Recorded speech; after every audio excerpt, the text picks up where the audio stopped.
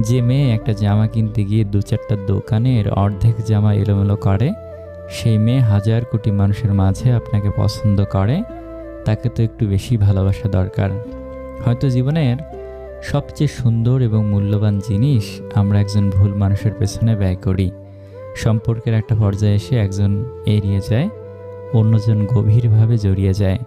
কোনো পুরুষ যদি হাজার ব্যস্ততার মাঝে তার প্রিয় মানুষটাকে স্মরণ করে, তাহলে সে নারী ভাগ্যবান। যা পাওয়া যায় না তার প্রতি আমাদের আগ্রহের সীমা থাকে না। কালো মেয়েদের আলাদা কিছু সৌন্দর্য থাকে। তাদের চোখ সুন্দর হয়, ঠোঁট সুন্দর হয়, হাসি সুন্দর হয়। তারা বেশিরভাগ ক্ষেত্রে অহংকারী হয় না।